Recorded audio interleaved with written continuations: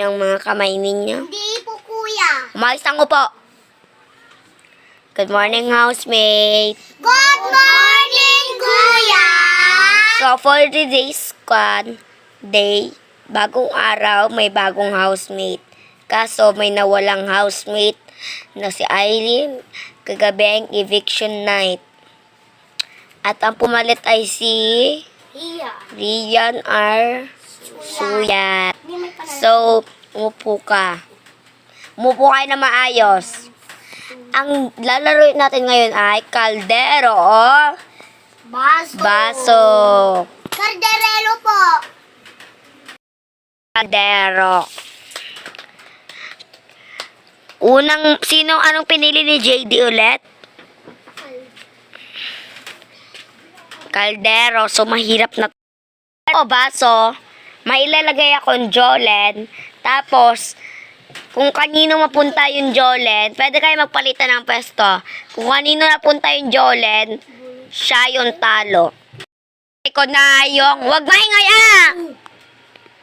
Ingay-ingay niyo naman si Lina Talasyong. Yan, nilalagay ko na to.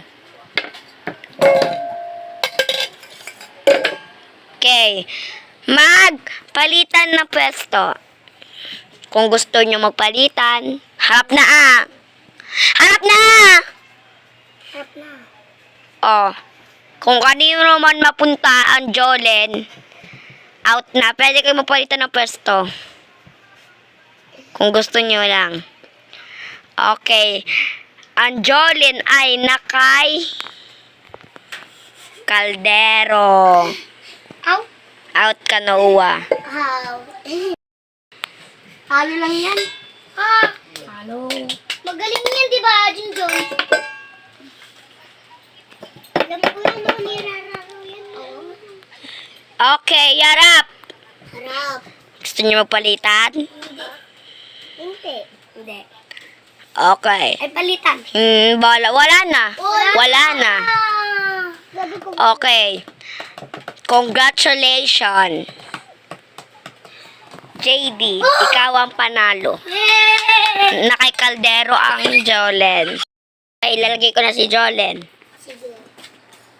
Sino nasabi sa aso? Hello. Okay. Okay, harap. Hindi ko sinabi. Gusto mo palitan? Hindi. Hindi. Congratulations, Yan yan! Rian. Yes! JD, out ka. Kaldero, baso. Harap. Baso yan, Aileen. Ay. Wala na, nasagot na siya doon.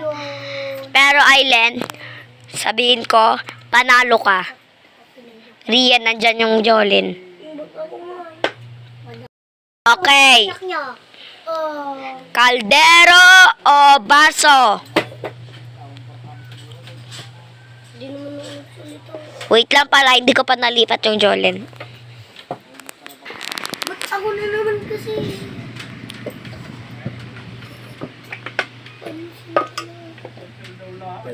Kaldero o baso? Si Lina. Pwede kayo magpalitan. Gusto niya? Dito. Congratulations si Lina, panalo ka. Thanks, 1 point.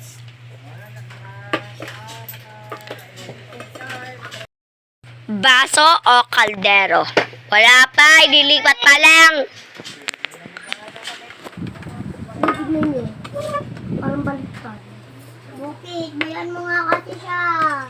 Go. Palitan. Palitan. Wala na. Asyong talo ka. Yay, 2 points. Yung kalaban ko. Wala na. Ikaw ang panalo ngayon, si Lina. And those are winners, si Lina.